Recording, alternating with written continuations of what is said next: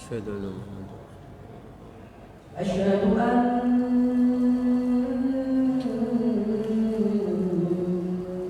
محمدا رسول الله. أشهد أن محمدا رسول الله. حي على لا حول ولا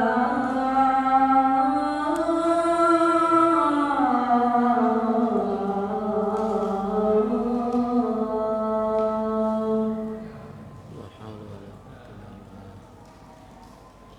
حي على لا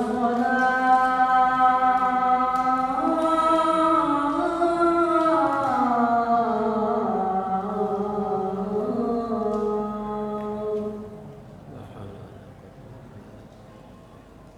حي على لا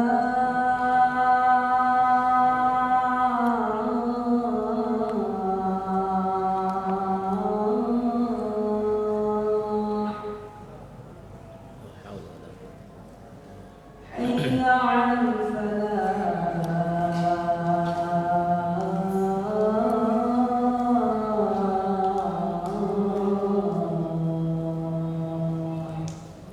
لا حول ولا قوة إلا بالله. الله أكبر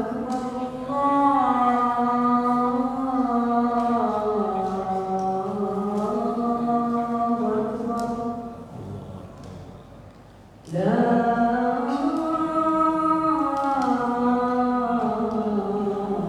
إله إلا الله. لا إله إلا الله. اللهم صل على محمد اللهم آت محمد الذي صدق له Jamaah sekalian yang dirahmati Allah Subhanahu wa taala. Ini biasanya kalau sudah adzan Isya apa dilanjutkan materi, apa dibuka tanya jawab? Ada pertanyaan sebelum dilanjutkan? Kalau ada, dipersilakan. Kalau tidak ada, dilanjutkan. Oh, betul.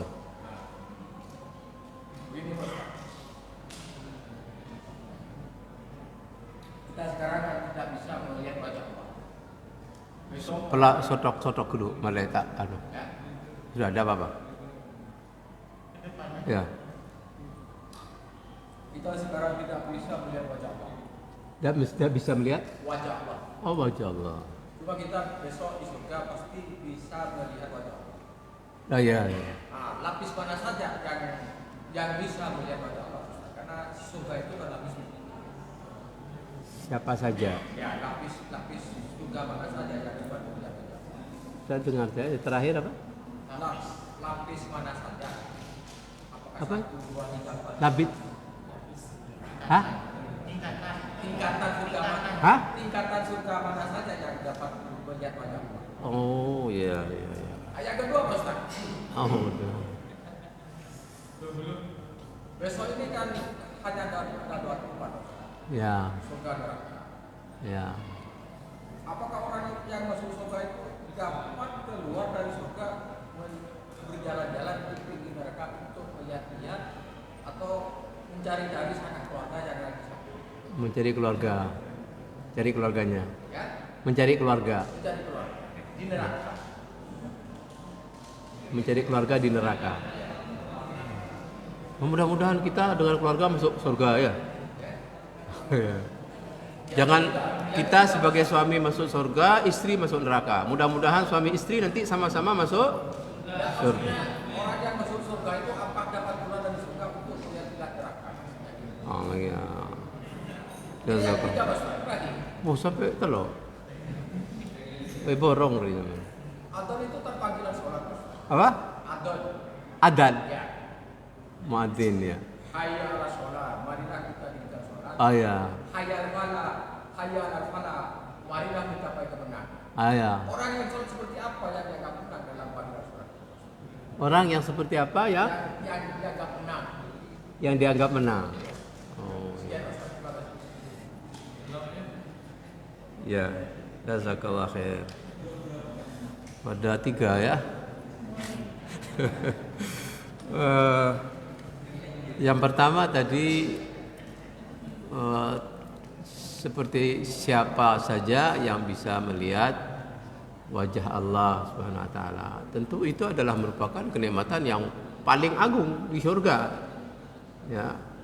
Setelah orang-orang dimasukkan oleh Allah Subhanahu wa taala ke dalam surganya, ya tentunya mereka itu seperti dijelaskan tadi. Ya amanu wa amilus solihat. Orang-orang yang beriman mengamalkan amalan yang soleh, seperti disebutkan kanat lahum jannatul firdausi nuzula. Mereka itu akan mendapatkan surga firdaus sebagai tempat tinggal mereka. Syaratnya amanu wa amilus solihat.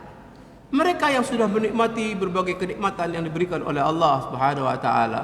Kenikmatan yang terakhir Allah Subhanahu wa taala mengatakan kepada ahli surga, maukah aku akan berikan yang lebih daripada itu?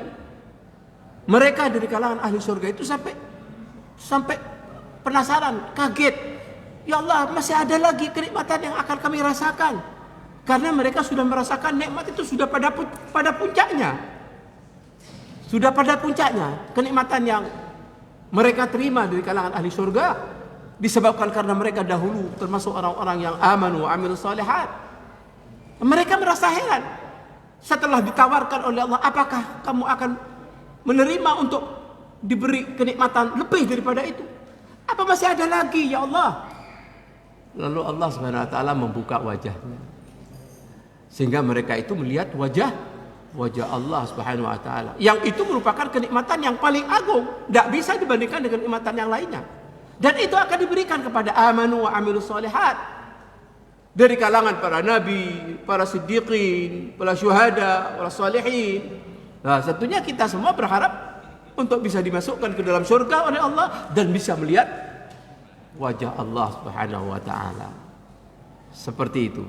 Untuk itu semuanya dengan amal yang saleh. Allah menyatakan, "Wa tilkal jannatul lati urithumuha bima kuntum ta'malun." Kata Allah Subhanahu wa taala, itulah surga yang telah diwariskan oleh Allah Subhanahu wa taala buat kalian semua disebabkan dengan amalan saleh yang kalian lakukan. Seperti itu. Kemudian apakah bisa orang yang sudah masuk surga kemudian melihat-lihat ke neraka? Bahkan ada dialog antara orang penghuni surga dengan penghuni neraka. Seperti yang disebutkan orang yang tidak melakukan ibadah salat sehingga mereka dimasukkan oleh Allah Subhanahu wa taala ke dalam neraka Saqar. Itu pertanyaan dari kalangan ahli surga kepada ahli neraka. Masalakakum fi Saqar? Mengapa? Apa yang menyebabkan kalian semua masuk ke dalam neraka Saqar? Mereka menjawab, lam nakum minal musallin wa lam nakun nut'imul miskin wa kunna nakhudu ma'al khaidin wa kunna nukadzibu yaumiddin. Kata penghuni neraka itu menjawab dialog antara ahli surga dengan ahli neraka. Dulu kami tidak sholat, dulu kami tidak memperhatikan tentang keadaan orang-orang miskin, tidak mau memberikan bantuan, tidak memberikan makan kepada orang-orang miskin. Kami dahulu biasa beromong dengan omongan yang tidak ada manfaatnya, sia-sia. Dan kami mendustakan adanya hari pembalasan ini. Ini dialog antara ahli surga dengan ahli neraka. Bisa melihat di situ. Tapi bagi orang-orang yang beriman, mereka itu meminta kepada Allah Subhanahu wa taala untuk diberikan syafaat orang yang telah orang muslim yang dahulu biasa melaksanakan ibadah salat, tapi karena banyak dosanya, banyak berbuat maksiat sehingga dikendaki oleh Allah untuk diazab di dalam neraka. Tapi dia sebagai muslim, sebagai orang yang beriman, ada iman dalam dadanya, sehingga orang-orang yang beriman yang sudah melewati sirat, berhasil melewati sirat, jembatan, mereka datang kepada Allah meminta agar supaya mereka yang dimasukkan ke dalam neraka itu dikeluarkan dalam neraka, dikeluarkan dari neraka, minta kepada Allah Subhanahu wa taala. Artinya orang-orang yang beriman itu bisa memberikan syafaat kepada ahli neraka. Sehingga datang kepada Allah Subhanahu wa taala, ya Rabb, ikhwanuna, wahai Allah, mereka itu adalah saudara-saudara kami. Dulu mereka sholat bersama kami, dulu mereka puasa bersama kami, dulu mereka beramal bersama kami. Mereka mengatakan, ya Allah, keluarkan mereka dari neraka. Antara ahli surga dengan ahli neraka. Allah SWT mengatakan, coba kamu pergi ke neraka, terus kamu lihat mana orang-orang yang kamu kenal, yang mereka mengucapkan kalimat tauhid, la ilaha illallah. Keluarkan mereka dari neraka. Jadi mereka bisa melihat dari teman-temannya yang dahulu mereka beribadah bersama-sama, meminta syafaat kepada Allah Subhanahu wa taala agar dikeluarkan mereka yang masuk ke neraka, dikeluarkan dari neraka. Seperti itu. Nah, kita tentunya berharap untuk amanu wa amilus shalihat, agar kita juga bisa bisa memberikan syafaat. Wallahu a'lam bishawab. Terus satunya apa lagi? Apa yang terakhir? Pertanyaan yang ketiga apa? Hah? Apa? Oh, hayya 'alas shalah, hayya 'alal falah. Bagaimana orang yang menang itu? Orang yang menang adalah orang yang mengamalkan amalan amanu wa amilus shalihat, kembali ke sana. Banyak la'allakum tuflihun, agar kalian mendapatkan keberuntungan, kemenangan. Seperti disebutkan di dalam Al-Quran, wa idza quri'al Qur'an fastami'u lahu wa ansitu la'allakum tuflihun. La'allakum tuflihun itu di Al-Quran banyak sekali ayat-ayat yang menjelaskan seperti itu. Yang sebelumnya disebutkan dengan amalan-amalan soleh. Kemudian mereka akan mendapatkan kemenangan. Lebih-lebih yang dikatakan hayya 'alas shalah, orang yang menegakkan salat dengan sempurna, dengan khusyuk, memenuhi syarat-syaratnya, memenuhi rukun-rukunnya. Mereka dijamin oleh Allah Subhanahu wa taala untuk mendapatkan kemenangan, keberuntungan, keberhasilan dalam hidup dunia dan akhirat. Wallahu a'lam bishawab. Kita itu sholat di rumah, apakah itu termasuk kita menang? Sholat di rumah. Kenapa, dalam kondisi sakit apa gimana? Kondisi sehat. Kenapa kau tidak mau diundang? Allah Subhanahu wa taala kok tidak memperhatikan? Justru kadang-kadang sebagian orang lebih memperhatikan undangan urusan makan. Memperhatikan. Kita depak bektenela, depak kade sekek. Si ayukulah urusan makan. Diundang Allah Subhanahu wa taala untuk mendapatkan surganya Allah, kadang-kadang tidak mau seperti itu. Karena tidak kontan ibadahnya, tidak instan. Ini berpikir urusan tabuannya mana seperti ini. Kalau undangan urusan makan, wah udah ada soft pertama. Padahal kita ada pak betul ada pak kade, wah sosongkoon, wah berek, seperti itu. Naudzubillah. Itu ada sebagian orang seperti itu. Kalau urusan undangan makan, wah datang duluan. Tapi urusan dipanggil oleh Allah, mari sholat di rumah. Siapa yang dijadikan sebagai teladan? Sementara Rasul SAW merintahkan kita untuk menyambut seruan itu. Ajib, kata Rasulullah SAW. Ini kepada orang yang cacat, yang sakit, yang buta, yang tua, orang yang sudah lemah, diperintahkan oleh Rasulullah datang ke masjid, penuhi panggilan itu.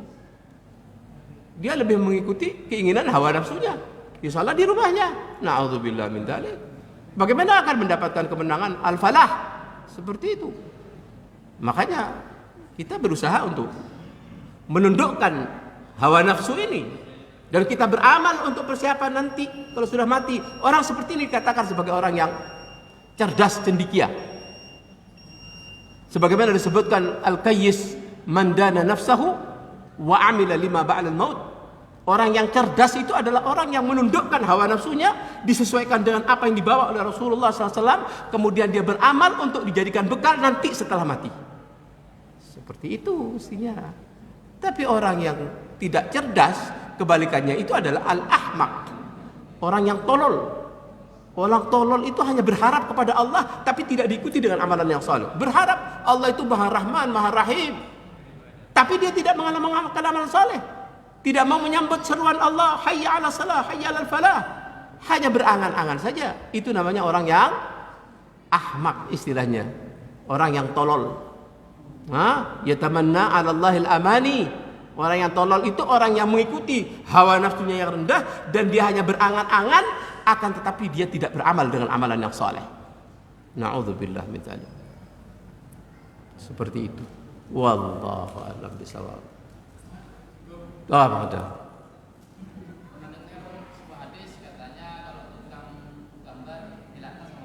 Ada mic-nya ya. Gimana? Ke sini. Saya minta maaf, saya punya gangguan.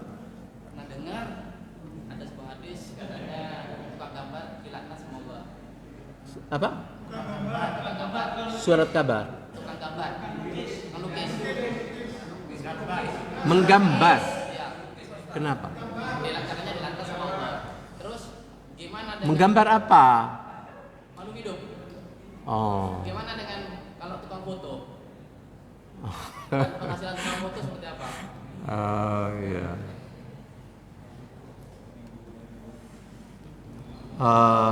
Disebutkan dalam satu keterangan hadis Rasulullah SAW bersabda, "Asyaddun nasi 'adzaban yaumal qiyamah al-musawwirun." Kata Rasulullah SAW, "Asyaddun nasi 'adzaban," orang yang paling keras mendapatkan siksaan Allah pada hari kiamat nanti adalah para penggambar, para pelukis. Yang dimaksudkan di situ adalah melukis makhluk hidup. Makhluk hidup itu nanti dituntut untuk diberi nyawa. Nanti pada hari kiamat dituntut orang yang menggambar itu untuk diberi nyawa, pasti dia tidak akan mampu untuk memberikan nyawa. Walaysa binafikh, dia tidak akan mampu memberikan nyawa. Maka dia akan mendapatkan azab yang pedih. Bahkan Rasul mengatakan asyaddun nas azaban. Manusia yang paling berat mendapatkan azab itu adalah orang yang melukis makhluk hidup. Kemudian bagaimana dengan foto seperti ditanyakan tadi? Ini tidak menggambar namanya, ya. Tidak menggambar. Di saat foto itu diperlukan, itu tidak bermasalah. Sebagaimana disebutkan, perlu untuk KTP, perlu untuk visa dan yang sejenisnya. Karena diperlukan seperti itu. Tapi kalau dipajang, ini yang tidak boleh dipajang karena di situ ada unsur pengagungan. Nah, kita sebagai orang beriman itu tidak boleh mengagungkan siapa-siapa kecuali hanya Allah Subhanahu wa taala. Tapi tak kala dipajang apa foto wisuda apa itu, untuk apa? Kalau diperlukan tidak masalah. Kalau memang foto itu diperlukan untuk KTP, paspor, dan yang sejenisnya, itu tidak masalah karena itu dibutuhkan. Ini yang dijelaskan oleh para ulama seperti itu. Tapi di saat tidak dibutuhkan, ya sudah, tidak usah dipajang. Untuk apa dipajang? Malaikat rahmat tidak akan masuk ke dalam rumah yang ada di dalamnya gambar-gambar seperti itu. Innal baita alladhi fihi suwar la tadkhuluhul malaikah. Yang dimaksudkan malaikat rahmat tidak akan masuk ke rumah yang di rumah itu ada gambar-gambar yang dipajang seperti itu. Tapi malaikat maut tak takut gemper, boleh dapat betul. Jangan kemudian diratakan semua malaikat. Malaikat maut masuk boleh dapat ke betul. Jangan malaikat maut kalau tak takut ke gemper. Boleh dapat perintah Allah untuk cabut dapat gul masuk. Itu. Malaikat rahmat tidak akan masuk.